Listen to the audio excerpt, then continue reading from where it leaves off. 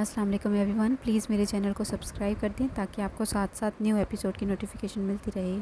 تمہیں کیا لگتا ہے ڈیول، میں اتنی آسانی سے تمہارے آدمی کو جیل سے باہر آنے دوں گا؟ نہیں، ایسا نہیں ہوگا، نہیں ہونے دوں گا۔ شارف کو اب پھانسی کے پھندے تک پہنچنے سے کوئی نہیں روک سکتا۔ اب تم بھی اپنے وفادار آدمی کو بھول جاؤ، انسپکٹر سائم نے اس کے سامنے آتے ہوئے کہا۔ ارے انسپکٹر سائم، آپ یہاں، یہ وقت تو آپ کے بچی کے اسکول سے چھٹی کا ہے نا؟ اب یہ مت کہیے گا کہ میرا دیدار کرنے کے لیے آپ اپنی بچی کو اسکول سے لینے نہیں گئے۔ اتنی لاپرواہی اچھی نہیں ہوتی، وہ بھی تب جب آپ نے شیر کے منہ میں ہاتھ ڈالا ہو۔ مجھے اس طرح سے مت دیکھیں انسپکٹر صاحب۔ ارے میں آپ کی بچی کو کچھ نہیں کروں گا۔ ڈیول اپنے دشمنوں کی کمزوری کو استعمال نہیں کرتا، یہ ڈیول کے کام کرنے کا انداز نہیں ہے۔ مگر آپ کی بیٹی بہت پیاری ہے، میں اور کچھ نہیں چاہتا، بس اتنا چاہتا ہوں کہ آئندہ مجھ سے مخاطب ہونے سے پہلے آپ یاد رکھیں کہ آپ کی بیٹی بہت پیاری ہے۔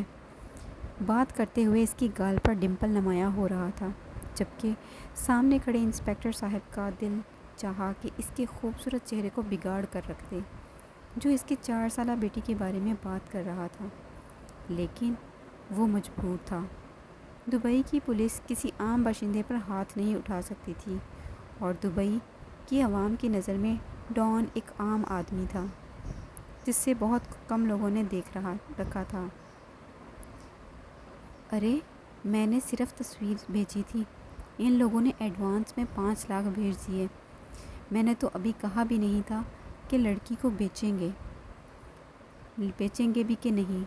اقصیٰ نے اس کے سامنے 5 لاکھ کی گٹھی رکھتے ہوئے کہا۔ اقصیٰ، میں ایسا کوئی کام نہیں کروں گی، میں نے تمہیں پہلے بھی بتایا تھا، میں روح کو نہیں بیچوں گی، کہیں نہیں جائے گی، وہ یہیں رہے گی۔ اور تمہاری ہمت کیسے ہوئی، میری اجازت کے بغیر تم نے ان لوگوں کو تصویر بھیجی، کیوں؟ تنظیم بیگم کو غصہ آ گیا تھا۔ اوہو، اس وقت میری منتیں کر رہی تھی کہ اس لڑکی نے میری زندگی تباہ کر دی ہے، اس مصیبت سے چھٹکارا حاصل کرنا چاہتی ہوں۔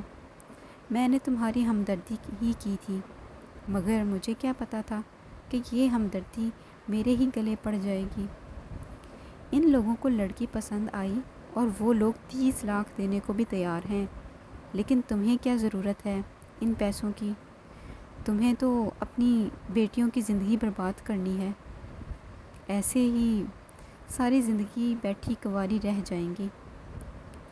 میرا کیا، میں تو یہ پیسے واپس بھجوا دوں گی۔ صرف تصویر دیکھ کر 5 لاکھ بھیج ڈالے، 30 لاکھ، ذرا سوچو کہاں سے کہاں پہنچ جائیں گی تیری بیٹیاں۔ خیر تیری مرضی، ابھی میں ذرا بھائی کے گھر جا رہی ہوں، یہ پیسے تم اپنے پاس رکھو، واپسی پر لے جاؤں گی، اقصیٰ نے شاطرانہ انداز میں کہتے ہوئے بیگ اٹھایا اور باہر نکل گئی، جبکہ تعظیم نے کپکپاتے ہاتھوں سے وہ گٹھی پکڑی اور اندر جا کر اپنے کمرے میں رکھنے لگی۔ اس کا سارا دھیان ان پیسوں پر تھا، اس کی تینوں بیٹیوں کی زندگی سنبھل سکتی تھی اور ساتھ میں روح سے جان بھی چھوٹ سکتی تھی، لیکن اس کا ضمیر اسے بار بار ایسا کرنے سے روک رہا تھا۔ اس کا ضمیر ایک معصوم لڑکی کی زندگی برباد ہونے نہیں دے رہا تھا۔ لیکن کب تک؟ اب مجھے صرف روح چاہیے، روح نور، مجھے روح نور ہر قیمت پر چاہیے۔ سن لو اقصیٰ، تم نے اس کی تصویر مجھے بھیجی تھی، تمہیں بھیجنے سے پہلے یاد رکھنا چاہیے تھا کہ اگر اس لڑکی پر شیخ کا دل آ گیا تو کسی بھی طرح اسے حاصل کر لے گا، اس لڑکی کے گھر والے مانیں یا نہ مانیں، لیکن اب وہ لڑکی مجھے چاہیے۔ تمہارے پاس 24 گھنٹے کا وقت ہے، ان 24 گھنٹوں میں اگر تم نے ان لوگوں کو نکاح کے لیے تیار نہ کیا تو میں تمہارا وہ حال کر دوں گا جو تم نے کبھی خواب میں بھی نہ سوچا ہوگا۔ شیخ صاحب، میں ہر کوشش کر چکی ہوں، لیکن اس کی ستیلی ماں اسے بیچنے پر تیار ہی نہیں ہے۔ یہاں تک کہ میں نے یہ بھی بتا دیا کہ آپ اسے 30 لاکھ دینے کو تیار ہیں، لیکن وہ ماننے کو تیار ہی نہیں۔ مجھے سمجھ نہیں آ رہا کہ میں کیا کروں، لیکن اگر آپ کہتے ہیں تو میں ایک اور کوشش کر لوں گی۔ اگر 30 لاکھ پر نہیں مانے تو پھر انہیں 40 لاکھ پہ مناؤ، اور اگر پھر بھی نہیں مانے تو میرے لوگ اسے اٹھا لائیں گے۔ اور یاد رکھنا کہ اس وقت صرف وہ لڑکی نہیں بلکہ تمہاری بیٹیاں بھی ساتھ ہوں گی۔ شیخ کی بات نے اقصیٰ کے رونگٹے کھڑے کر دیے۔ ایسا بھی کیا تھا اس لڑکی میں کہ شیخ اس پر اتنے پیسے لٹانے کو تیار ہے؟ ہمیں تو کبھی اتنی اچھی نہیں لگی۔ مانا بہت خوبصورت ہے، لیکن شیخ نے اس سے پہلے بھی تو بہت خوبصورتی دیکھی ہوگی۔ مجھے وہ لڑکی چاہیے کسی بھی قیمت پر۔ جب سے میں نے اسے دیکھا ہے میرا دل کسی کام میں نہیں لگ رہا۔ اب جب تک میں اس لڑکی کو حاصل نہ کر لوں تب تک سکون سے نہیں بیٹھوں گا۔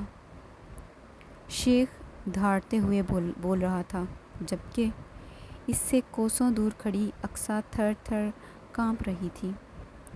شیخ صاحب، میں آخری کوشش کرتی ہوں، ہو سکتا ہے اس بار وہ مان جائیں۔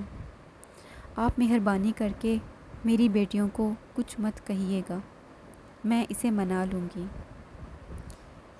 کیا ضرورت پڑی تھی مجھے بھی روح کی فوٹو اتنی جلدی بھیجنے کی؟ یہ شیخ تو بالکل پاگل ہو گیا ہے۔ ٹھیک ہی کہتی ہے تنظیم، ایک نمبر کی فسادن ہے یہ، اپنے ساتھ ساتھ میری بیٹیوں کو بھی پھنسائے گی۔ منحوس۔ صبح ہونے سے پہلے تنظیم کے گھر جاؤں گی۔ شیخ کا فون بند کر کے وہ تنظیم کے گھر جانے کا پلان بنانے لگی۔ میرا ایسی پارٹیز میں جانا ضروری نہیں ہے، تم لوگ جاؤ، وہ سامنے کھڑے خضر سے کہہ رہا تھا، جو اسے کتنی دیر سے پارٹی پر جانے کے لیے منا رہا تھا۔ جانا ضروری ہے ڈیول، ان لوگوں نے اتنا اصرار کر کے بلایا ہے، اور ساتھ میں تمہیں یہ بھی بتا دوں کہ ان لوگوں کو تم سے بہت ضروری کام ہے جو تمہارے علاوہ اور کوئی نہیں کر سکتا۔ خضر کا ارادہ آج پکا اسے اپنے ساتھ لے جانے کا تھا۔ کام ان کو ہے، مجھے نہیں۔ پیاسا خود کنویں کے پاس آتا ہے، کنواں چل کر پیاسے کے پاس نہیں۔ انہیں اگر مجھ سے اتنا ہی ضروری کام ہے تو آ کر مجھ سے مل سکتے ہیں، لیکن اپوائنٹمنٹ لے کر۔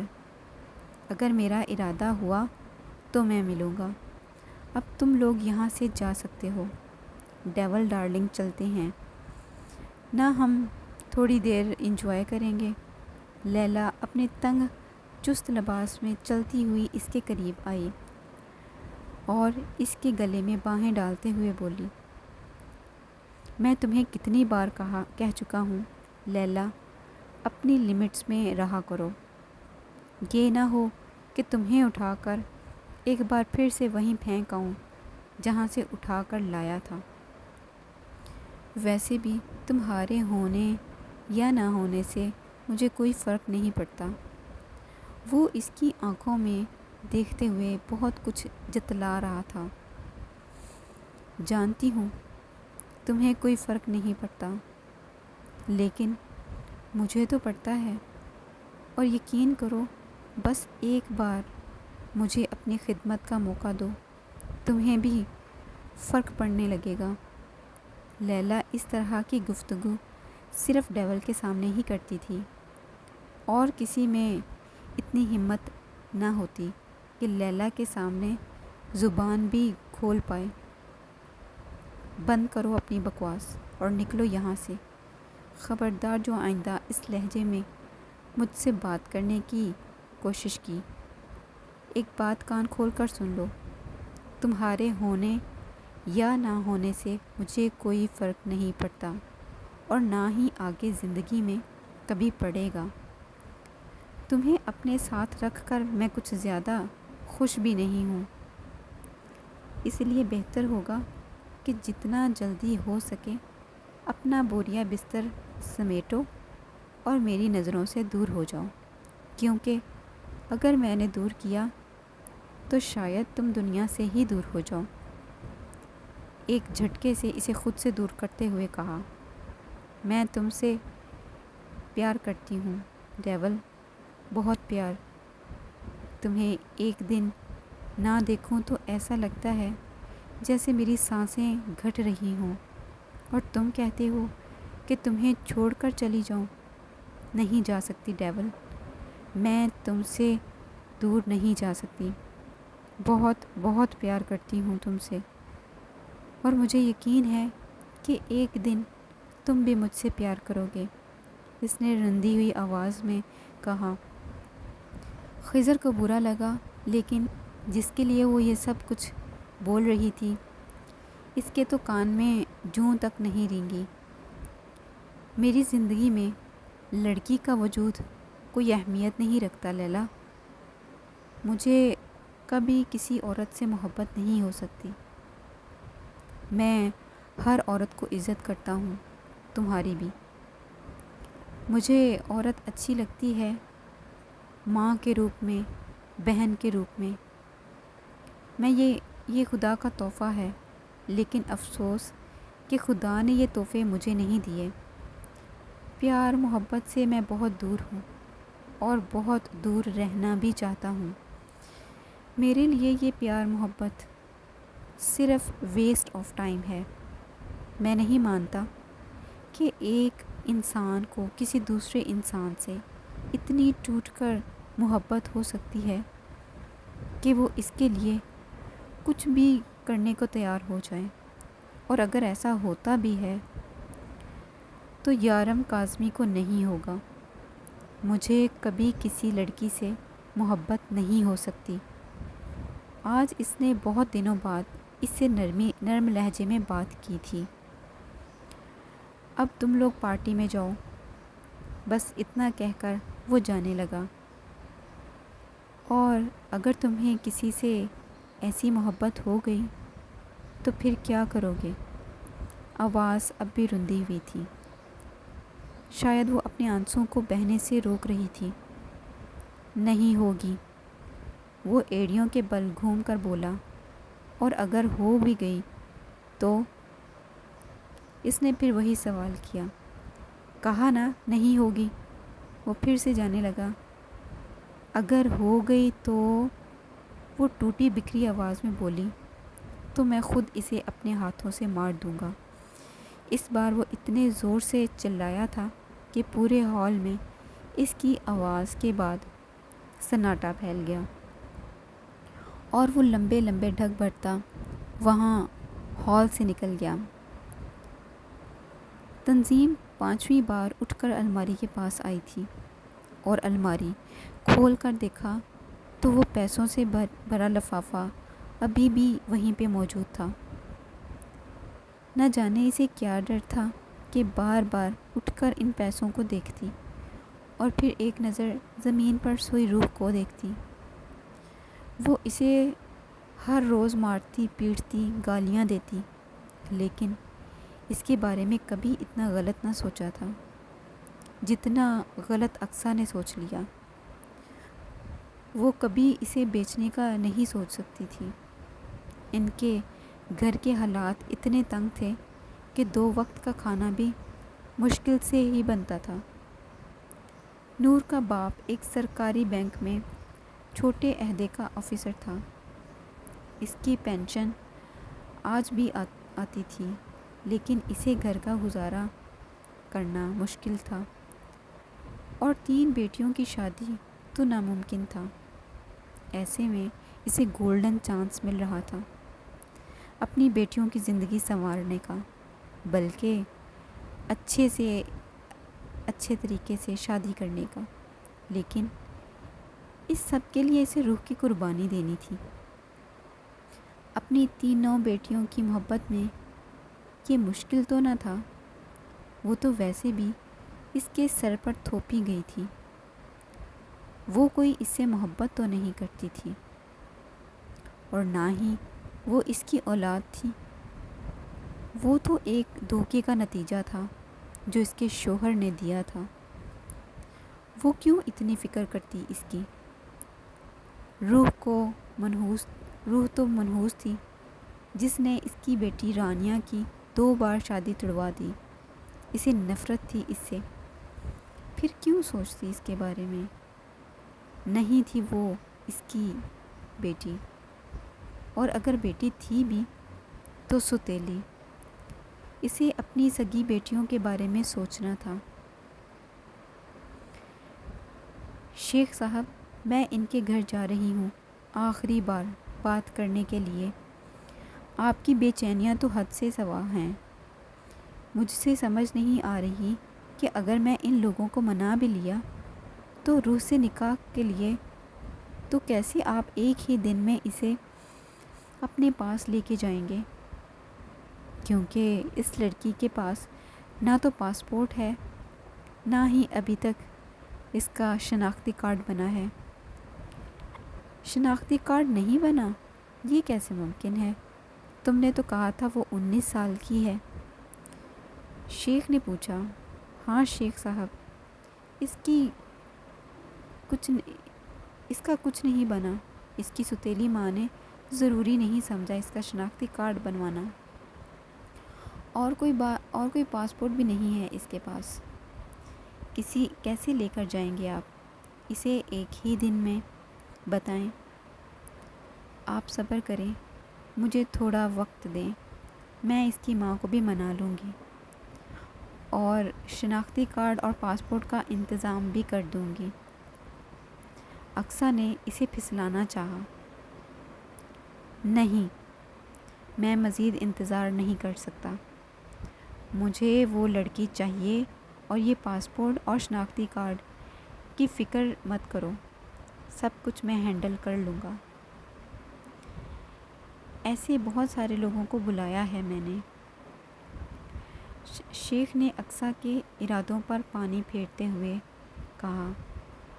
ٹھیک ہے شیخ صاحب، میں اس کی ماں سے بات کرتی ہوں۔ اس نے کال بند کرتے ہوئے دروازہ کھٹکھٹایا۔ اندر آئی تو تنظیم چارپائی پر بیٹھی تھی۔ ہاں تنظیم، لاؤ دو میرے پیسے مجھے واپس کرو، جو شیخ صاحب کو واپس کرنے ہیں۔ وہ ساتھ میں کرسی پر بیٹھتے ہوئے بولی۔ میں نے کل رات تمہاری اس بات کے بارے میں سوچا، اور یہی فیصلہ کیا کہ مجھے میری بیٹیوں کی زندگی سنوارنے کے بارے میں سوچنا چاہیے۔ تنظیم نے تحمل سے کہا۔ مطلب تم روح کا نکاح کروانے کو تیار ہو؟ اقصیٰ خوشی سے چہکتے ہوئے بولی۔ ہاں، میں روح کا نکاح کروانے کے لیے تیار ہوں۔ جب تم چاہو مولوی اور شیخ کو لے کر یہاں آ جاؤ، ہم نکاح کروا دیں گے، تمہیں فکر کرنے کی ضرورت نہیں۔ مولوی صاحب کو میں لے آؤں گی، اور شیخ صاحب فون پر ہی نکاح کریں گے۔ اس کے بعد اسے ہم دبئی بھیج دیں گے۔ اقصیٰ نے اسے جلدی بتانا شروع کیا۔ لیکن روح اتنی جلدی نہیں جا سکتی۔ کارڈ اور پاسپورٹ بننے میں وقت تو لگے گا نا؟ تنظیم نے کہا۔ ارے نہیں، اس کے پاس بالکل وقت نہیں ہے، وہ اسے ایسے ہی لے جائے گا۔ اقصیٰ نے ناک سے مکھی اڑائی۔ ایسے مطلب غیر قانونی طریقے سے؟ تنظیم نے پریشان ہوتے ہوئے کہا۔ ارے ہاں، اور فکر مت کرو، شیخ ایسا پہلے بھی کر چکا ہے۔ وہ کئی لوگوں کو ایسے لے کے جا چکا ہے۔ اس کے لیے کوئی بڑا مسئلہ نہیں۔ اگر کچھ الٹا سیدھا ہو گیا تو ہمارا نام کہیں نہیں آئے گا۔ اب تم رانیہ کی شادی کے بارے میں سوچو، میں ذرا شیخ کو خوشخبری سنا کے آتی ہوں۔ روح چائے بنا کے لائی تو اقصیٰ اٹھ چکی تھی۔ روح، تو کل تیار رہنا، کل میں مولوی صاحب کو لے کر آؤں گی، کل تیرا نکاح ہے۔ دبئی جائے گی تو دبئی؟ اقصیٰ روح کے سر پر دھماکہ کرتی جلدی سے گیٹ سے باہر نکل گئی، جبکہ وہ بے یقینی سے اپنے ماں کے چہرے کو دیکھ رہی تھی، جو نظریں جھکائے زمین پر گاڑے ہوئے تھی۔ کچھ ہی دیر میں اس کا نکاح، کسی نے کچھ نہ پوچھا۔ اس پر تو یہ بھی احسان تھا کہ نکاح سے پہلے بتا دیا گیا کہ کل تمہارا نکاح ہے۔ فاطمہ بی بی اس کے پاس آ بیٹھی، لیکن اس سے پہلے کہ فاطمہ بی بی اس سے کچھ پوچھتی، ماریا اس کے قریب آ بیٹھی تھی، جسے اس کی امی نے سخت نظروں سے گھور کر بھیجا تھا کہ کہیں وہ فاطمہ کو کچھ بتا ہی نہ دے اور پھر پورے محلے میں ان کی بدنامی ہو۔ وہ خاموشی سے سر جھکائے بیٹھی رہی، نہ تو کسی کو دیکھا اور نہ ہی کسی سے کوئی بات کی۔ اسے تو یہ بھی نہیں پتہ تھا کہ اس کے ہونے والے شوہر کا نام کیا ہے، اور نہ ہی اسے جاننے میں دلچسپی تھی۔ وہ تو آج اپنی یتیمی کا رونا رو رہی تھی۔ آج صحیح معنوں میں ثابت ہو چکا تھا کہ وہ ایک یتیم تھی۔ اس کے ماں باپ اسے دنیا میں چھوڑ کر چلے گئے، اور اب کسی بھیڑ بکری کی طرح اس کی رسی کو کسی اور کے حوالے کیا جا رہا تھا۔ مار کھانے اور گالیاں سہنے کی عادت اسے تھی، لیکن نہ جانے وہ شخص اس کے ساتھ کیا کرے گا جس کے حوالے وہ کر دی جا رہی تھی۔ سنو، وہ لڑکی معصومہ آج 6 بجے کی فلائٹ سے پاکستان سے یہاں آنے والی ہے۔ جیسے ہی وہ پیپرز تمہیں ملیں تم انہیں شارف کے حوالے کر دینا، وہ کل جیل سے چھوٹ جائے گا۔ لیکن شمس کا کیا کریں گے؟ خضر نے پوچھا۔ اس کا تم کچھ نہیں کرو گے، اسے میں خود ڈیل کر رہا ہوں۔ ابھی کچھ ہی دیر میں اس سے ملنے جاؤں گا۔ اگر سیدھے طریقے سے مان گیا تو ٹھیک ہے، ورنہ ویسے بھی بہت دنوں سے میں نے اپنے فیورٹ ہتھیار کا استعمال نہیں کیا۔ اس نے اپنے ہاتھ میں رکھے بلیڈ کی طرف اشارہ کیا۔ خضر کا تو اس کے ساتھ جانے کا ارادہ تھا، وہ ایک ہی پل میں کینسل ہو گیا۔ وہ بلیڈ سے ان لوگوں کو مارتا تھا جن پر اسے حد سے زیادہ غصہ ہوتا، اور بلیڈ سے وہ اتنی خطرناک موت دیتا تھا کہ کسی کے بھی رونگٹے کھڑے ہو جاتے۔ خضر کو اس کے اس ہتھیار سے بہت نفرت تھی۔ اس کا بلیڈ کسی سانپ کی طرح اگلے بندے کے جسم پر رینگتا اور سرخ لکیریں چھوڑتا جاتا۔ وہ بلیڈ کا استعمال تب کرتا تھا جب اگلے بندے کو تڑپا تڑپا کر مارنا ہو۔ خضر کو اس کے بلیڈ سے جتنی نفرت تھی، اتنا ہی ڈر بھی لگتا تھا۔ اکثر اپنی پریشانیوں کی وجہ وہ اسی سے مٹاتا تھا۔ کچھ ہی دیر میں مولوی صاحب کی آواز آئی۔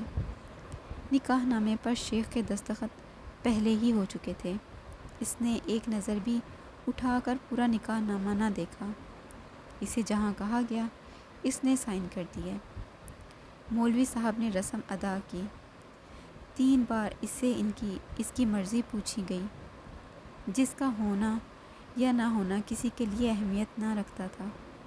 وہ خاموشی سے ساری کارروائی دیکھتی رہی۔ اس سے کیے گئے سوالوں پر اس نے حامی بھر دی۔ ہاں، اسے وہ شخص قبول تھا جسے اس نے کبھی دیکھا بھی نہ تھا۔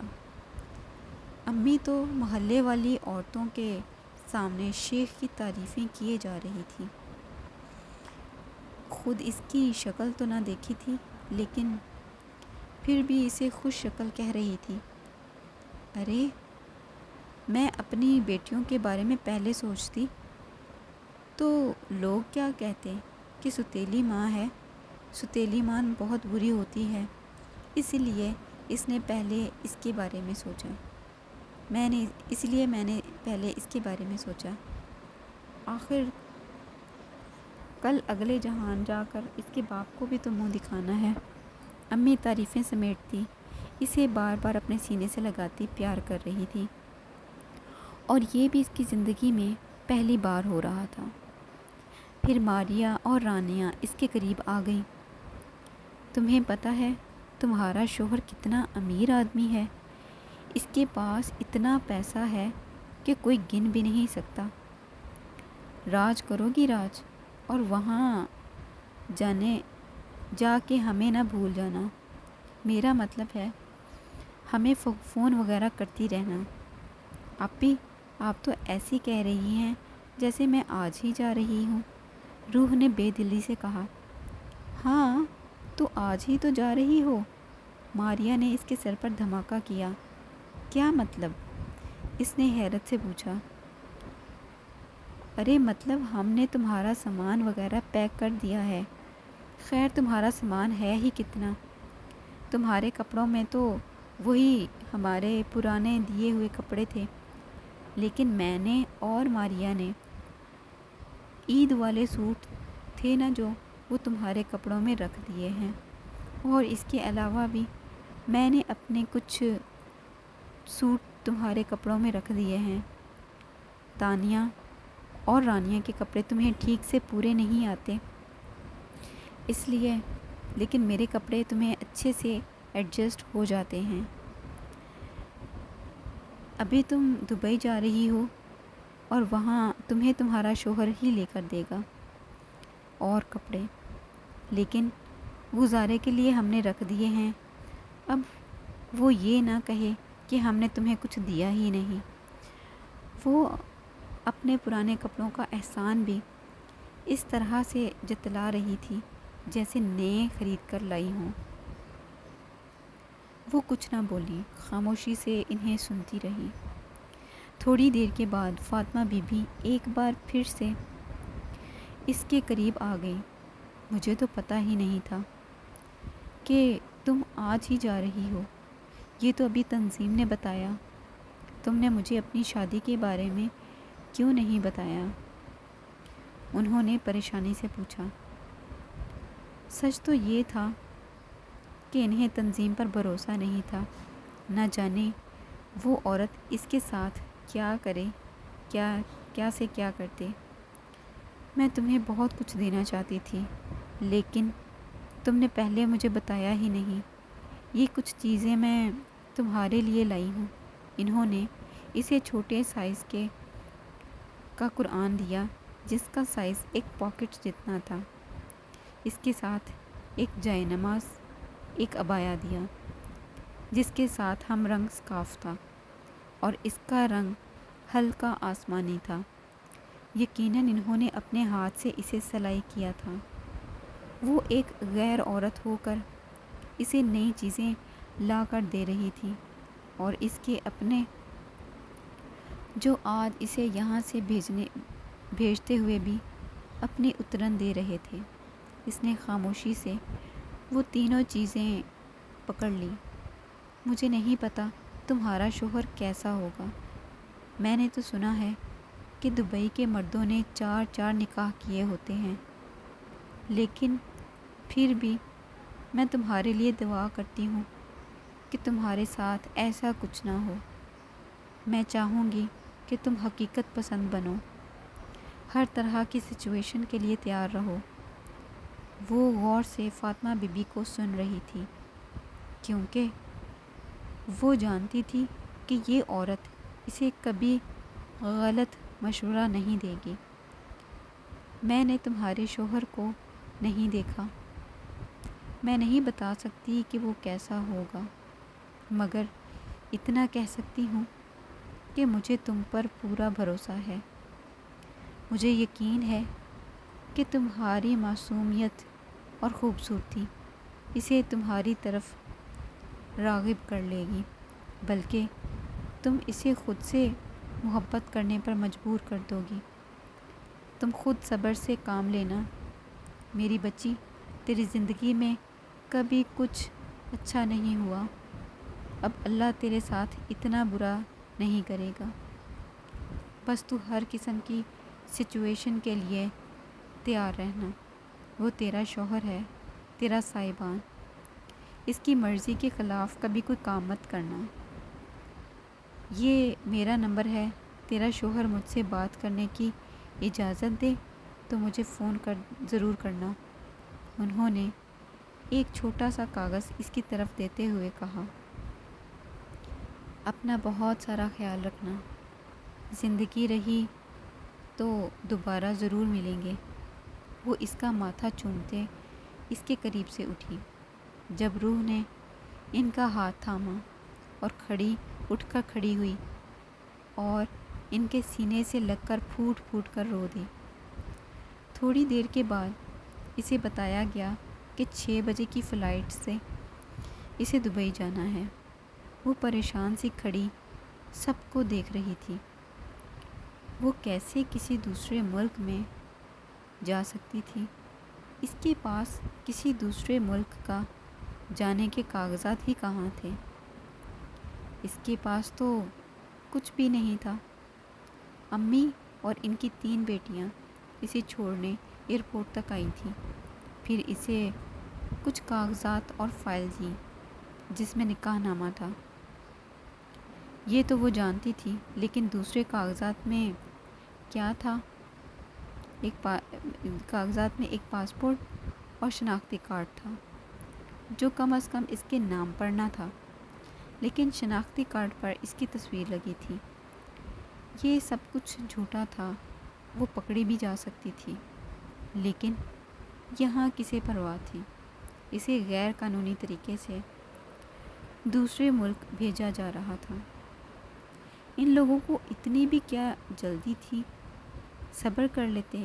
اس کا شوہر آ کر اگر اتنا خرچہ کرنے کو تیار تھا تو اصلی کارڈ اور پاسپورٹ بھی تو بنوا سکتا تھا۔ پھر کچھ ہی دیر میں کچھ آفیسر اس کے پاس آئے۔ آپ پریشان نہ ہوں، آپ کی مسز کو ہم صحیح سلامت دبئی پہنچا دیں گے۔ وہ فون پر کسی سے بات کر رہا تھا، یقیناً اس کا شوہر تھا۔ ماریا، رانی اور تانیہ نے سرسری سے اسے گلے سے لگایا۔ وہ رونا چاہتی تھی، اپنوں سے جدا ہونے کے غم میں وہ بہت رونا چاہتی تھی، لیکن ان تینوں کا رونے کا کوئی پلان ہی نہ تھا۔ لیکن جب امی نے اسے گلے لگایا تو ان کی آواز میں نمی تھی۔ سن روح، میں نے تیرے ساتھ جو کچھ بھی کیا مجھے معاف کر دینا، مجھے کبھی بد دعا مت دینا۔ اس کا ماتھا چومتے ہوئے انہوں نے روتے ہوئے کہا۔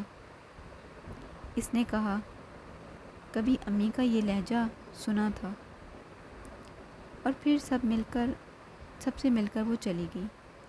آفیسرز نے اسے لا کر جہاز میں بٹھایا۔ اس کے ہاتھ پیر کانپ رہے تھے۔ وہ بالکل اکیلی تھی، کوئی نہیں تھا اس کے ساتھ، کسی کو نہیں جانتی تھی وہ، بس اسے اپنے شوہر کے پاس پہنچنا تھا۔ وہی اس کا آسرا تھا، وہی سہارا تھا۔